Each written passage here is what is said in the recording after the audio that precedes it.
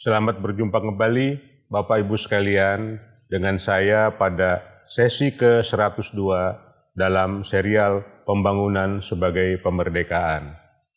Bapak Ibu sekalian, pada sesi ke-101 saya menekankan ukuran pangsa pengeluaran pangan sebagai ukuran kesejahteraan. Dengan menggunakan ukuran ini, sangat jelas kita bisa menyaksikan pangsa pengeluaran pangan di negara maju sangat rendah, sedangkan pangsa pengeluaran pangan di negara berkembang sangat tinggi.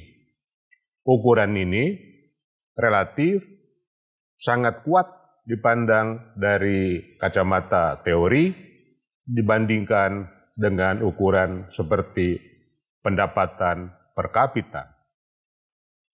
Bapak Ibu sekalian, pada sesi ke-102 ini, saya akan mencoba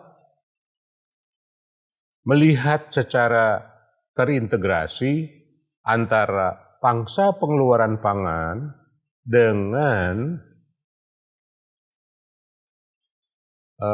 guramisasi, dengan tingkat penurunan luas areal per petani di negara kita.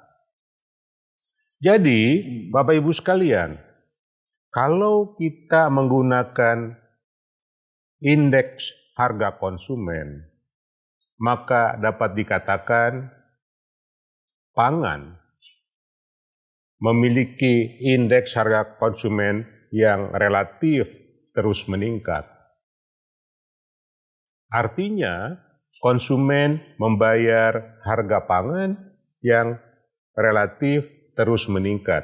Dan inilah implikasi yang sering dinyatakan dalam kebijakan ekonomi makro sehingga harga pangan tidak boleh meningkat untuk menekan inflasi.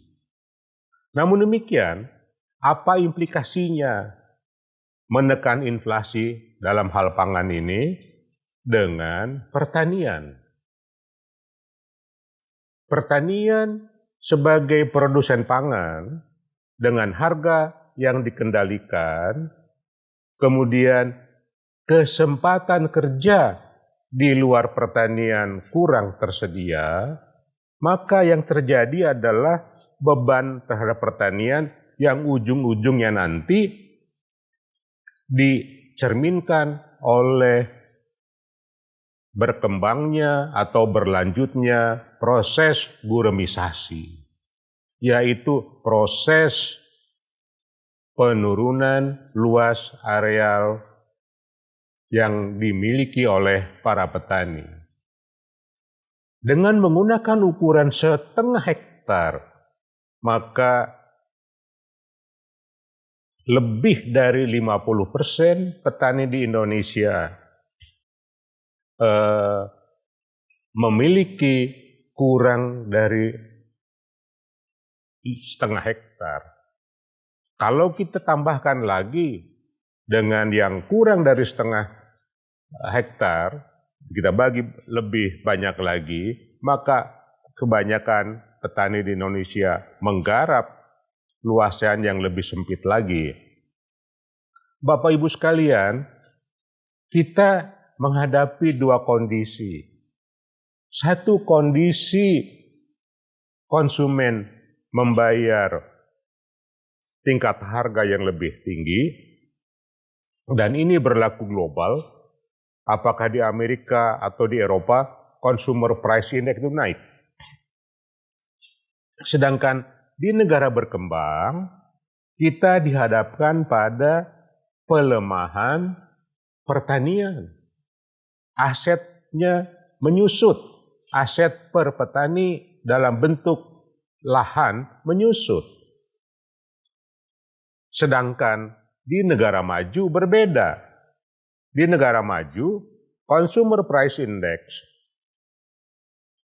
direspon oleh producer price index yang menurun, tetapi dikompensasi oleh luas lahan yang meningkat, plus transfer payment dari negara untuk para petani.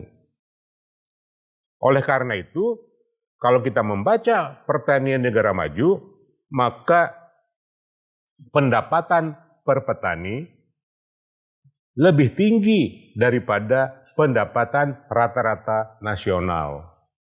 Luas lahan per petani di Korea Selatan sudah lebih dari 1 hektar, bahkan hampir 2 hektar per petani. Padahal pada tahun 1970, luas lahan per petani di Korea Selatan relatif sama dengan di Indonesia. Di Jepang juga sama. Di Hokkaido demikian. Nah, apa kuncinya? Mengapa tidak terjadi demo besar-besaran di negara maju, katakanlah karena harga pangan naik atau tinggi? Karena tingkat upah pada sektor manufaktur, pada sektor industri relatif tinggi. Bisa dibandingkan berapa upah per jam di Amerika Serikat dengan harga 1 kilogram daging atau telur. Di kita, petani berhadapan dengan situasi yang sangat berbeda, dengan segala macamnya yang relatif sulit, dan tetapi di pihak lain, konsumen juga berhadapan dengan consumer price index yang meningkat. Nah, disinilah Bapak Ibu sekalian, kita harus segera memperbaiki kebijakan-kebijakan yang terkait dengan pertanahan, yang terkait dengan komoditas, yang terkait dengan pupuk, irigasi, dan lain-lain, supaya terjadi balance antara pertanian dan sektor konsumsi pangan ini. Di antara ini, sektor manufaktur harus berkembang. Sektor manufaktur, kita bisa melihat dari data BPS, kita menghadapi banyak kendala. Tanpa ada manufaktur yang kuat, ekonomi Indonesia akan berhadapan dengan masa depan yang mungkin bisa terjadi kurang menguntungkan kita semua. Demikian Bapak Ibu sekalian, terima kasih atas perhatian Bapak Ibu sekalian.